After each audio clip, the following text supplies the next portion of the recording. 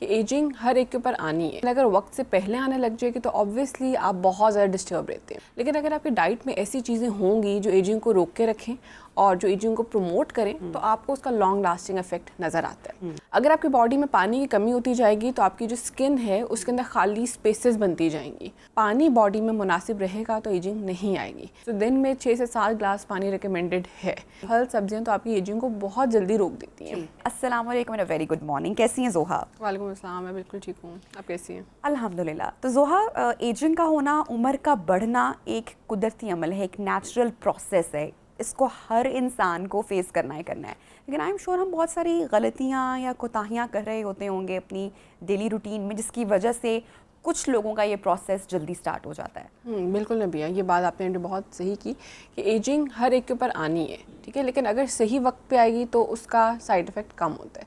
लेकिन अगर वक्त से पहले आने लग जाएगी तो ऑब्वियसली आप बहुत ज़्यादा डिस्टर्ब रहते हैं। आजकल बहुत से यंगस्टर्स में 30-40 ईयर्स की उम्र में आपको एजिंग के सिम्टम्स नज़र आते हैं। उनकी स्किन के ऊपर, उनकी बॉडी की मुख्तलिफ फंक्शंस ख़राब होते हुए नज़र आते हैं। अब मेरे पास बहुत सी ऐसी लड़कियां, यंगस्टर्स आती हैं कि जो कहती हैं कि हमारी स्किन के ऊपर फाइन लाइंस बन रही हैं, झुर्रियाँ आ रही हैं, रिंकल्स बन रहे हैं, डार्क सर्कल्स आ रहे हैं, स्किन ढिलक रही है मुख्तलिफ जगहों से, मुख्तलिफ वो लेज़र थेरेपीज़ भी करवा रही हैं।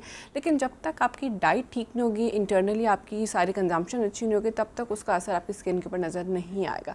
आपकी जो लेज़र थेरेपीज़ है 6 महीने कराएं, 7 महीने करवाएं, उसके बाद उसको दोबारा करवाना पड़ता है। लेकिन अगर आपकी डाइट में ऐसी चीज़ें होंगी जो एजिंग को रोक के रखें और जो एजिंग को प्रमोट करें तो आपको उसका लॉन्ग लास्टिंग इफेक्ट नज़र आता है।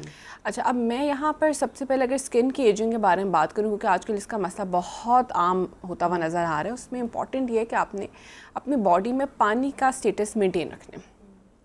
अगर आपकी बॉडी में पानी की कमी होती जाएगी तो आपकी जो स्किन है उसके अंदर खाली स्पेसेस बनती जाएंगी और इन स्पेसेस को कवर करने के लिए आपकी स्किन पे लाइंस पड़ जाएंगी। ज़ाहिर है एक स्किन के अंदर पानी है तो वो प्लम्प रहता है। स्किन में पानी ख़त्म हो जाएगा तो स्किन के सेल्स जो हैं वो एक दूसरे के ऊपर चढ़ जाएंगे और वो फाइन लाइंस की सूरत इख्तियार कर लेंगे। सो सबसे पहला आपने काम ये करना है कि बॉडी का अपना हाइड्रेशन स्टेटस बेहतरीन रखना है। पानी बॉडी में मुनासिब रहेगा तो एजिंग नहीं आएगी। इसके अलावा बहुत से लोग गर्मियों में कैफ़ीन का इस्तेमाल भी शुरू कर रहे होते हैं और सर्दियों में भी कर रहे होते हैं।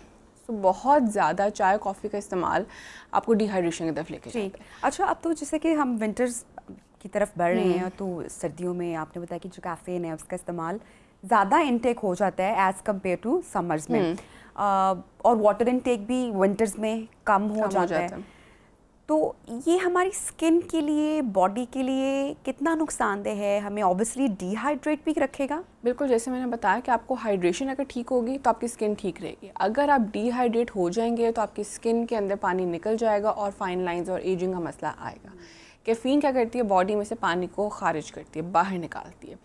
लेकिन ये नहीं कि आप बहुत यानी कि 1 कप भी पी लें तो नुकसान होगा। 1 कप इज़ रिकमेंडेड, यानी कि 1 चम्मच अगर चाय की पत्ती आप यूज़ करें तो आपके लिए ठीक है।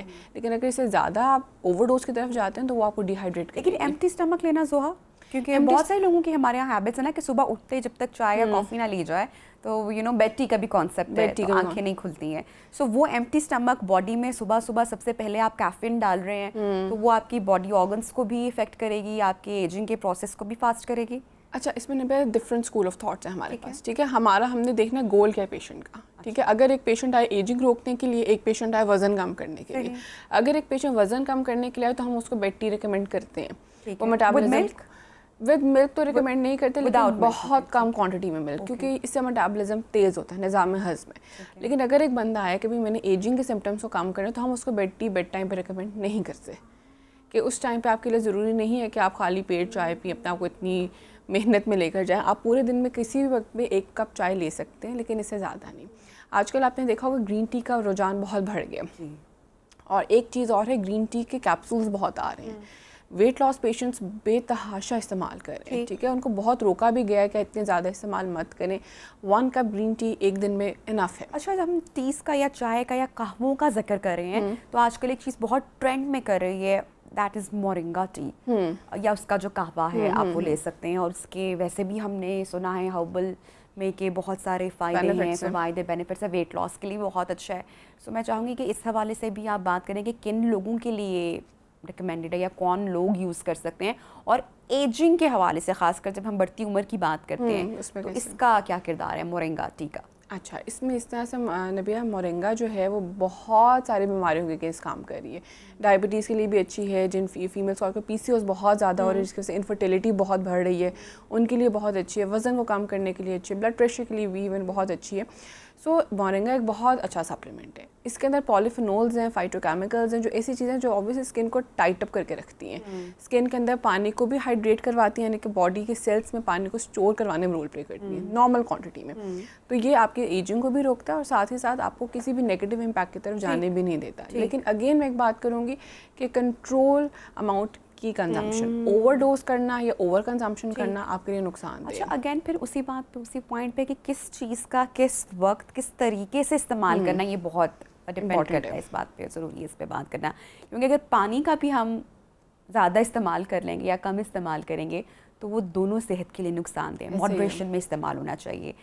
तो जैसे हम अभी मोरिंगा की बात कर रहे हैं, तो इसको सही लेने का वक्त क्या है, और इसी तरह मैं पानी की भी बात करूँगी कि पानी सही पीने का तरीका क्या है। ये 2 क्वेश्चंस मेरे आपके लिए बहुत इंपॉर्टेंट चीज़ें हैं, क्योंकि पानी आजकल लोग पानी के फॉर्म में बहुत पी लेते हैं। 1 घंटे में पूरे दिन का वाटर 1 घंटे में ऐसे ही है, ये नहीं करना। आपके पास इस मौसम में मैक्सिमम फ्रूट्स अवेलेबल होते हैं। सेब अवेलेबल है, अमरूद अवेलेबल है, आपके पास नींबू अवेलेबल है।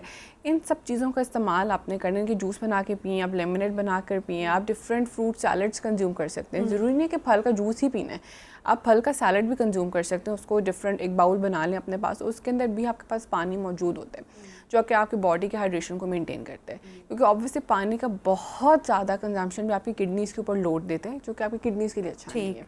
सो दिन में 6 से 7 ग्लास पानी रिकमेंडेड है। बाकी जो है आप वो फलों से, सब्जियों से पूरा कर सकते हैं, और फल सब्जियां तो आपकी एजिंग को बहुत जल्दी रोक देती हैं। अच्छा, जिस तरह से हमने बहुत सारी चीज़ें हैं जिनका जिक्र कुरान पाक में भी है कि इसमें शिफा है और ये सेहत के लिए बहुत अच्छी है। इसमें अजवा खजूर का भी जिक्र आ जाता है, जैतून का भी जिक्र आ जाता है, शहद का भी जिक्र आ जाता है। अब बहुत सारे लोग हैं, उनको हमने देखा है, उनकी जो दिन का आगाज़ होता है वो lemon water with Honey, warm water. ये फ़ायदेमंद है, वेट लॉस के लिए भी अच्छा है, स्किन के लिए भी अच्छा है, और जो फाइन लाइंस जिसका हमने प्रोग्राम के आगाज़ में जिक्र किया, ये उसके लिए भी बेहतर है। भैया ये चीज़ें ऐसी, जैसे शहद की आपने बात की, शहद में हमारे पास anti bacterial, anti fungal, anti viral properties होती हैं। शर्त ये है कि वो हो प्योर ऑर्गेनिक हो। यस। उसमें अब ये है कि आप अगर उसको अपने स्किन के ऊपर भी अप्लाई करते हैं, वो आपको तब भी फ़ायदा देते हैं। अगर आप उसको खाते हैं, वो आपके लिए तब भी फ़ायदेमंद है। तो मैं बहुत से पेशेंट्स को, जिस तरह से आपने एक मिक्सचर बताया जिसमें आप नींबू ऐड कर रहे हैं, शहद ऐड कर रहे हैं, पानी ऐड कर रहे हैं, ये बड़ा अच्छा एक कॉम्बिनेशन है जो कि अर्ली मॉर्निंग अगर आप कंज्यूम करते हैं तो मेटाबॉलिज्म को भी आपको अच्छा रखता है, आपके स्टमक को साफ़ करता है, आपके जिगर की सफाई के लिए बहुत इंपॉर्टेंट है। और अगर आपका मैदा और आपका जिगर साफ़ है तो आप समझना आपकी स्किन साफ़ है।